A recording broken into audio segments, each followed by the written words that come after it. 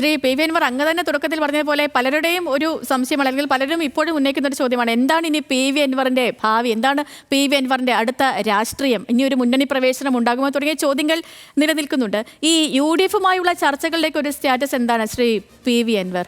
കാരണം ഇപ്പം കേരളത്തെ സംബന്ധിച്ച് ഏതെങ്കിലും ഒരു മുന്നണിയുടെ ഭാഗമല്ലാതെ നിൽക്കാൻ കഴിയുമോ? എന്തുകൊണ്ട് കഴിയാത്തത്? എന്താ അങ്ങനെ ഒരു ധാരണ? ആ ധാരണ തിരുത്താൻ പറ്റുമോ ഞാനൊന്ന് നോക്കട്ടെ, ജനങ്ങളെ കൂട്ടിയിട്ട്.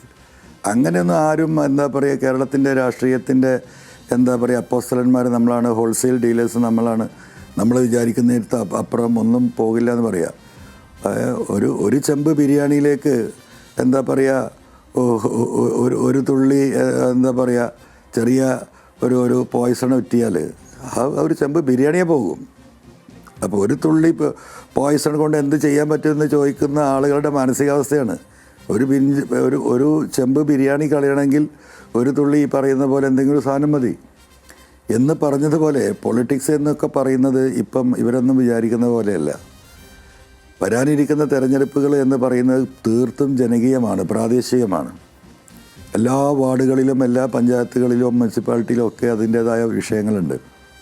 ആ വിഷയങ്ങൾ ഏറ്റെടുത്ത് പലപ്പോഴും ഭരണകക്ഷിയെ സമീപിക്കുമ്പോൾ ഭരണപക്ഷത്തിരിക്കുന്നവരും ജനങ്ങളെ ജയിപ്പിച്ചു വന്ന് പ്രതിപക്ഷത്തിരിക്കുന്നവരും ഒന്നായി നിൽക്കുന്നു എന്ന പരാതി സംസ്ഥാനത്ത് ആകെ വ്യാപകമാണ്. ഞങ്ങൾക്ക് നീതി കിട്ടുന്നില്ല.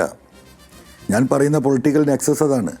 ആ പൊളിറ്റിക്കൽ നെക്സസിനെതിരെ ചിന്തിക്കുന്ന കോടിക്കണക്കിന് ആളുകൾ അല്ലെങ്കിൽ ലക്ഷോപലക്ഷം ആളുകൾ കേരളത്തിലുണ്ട്.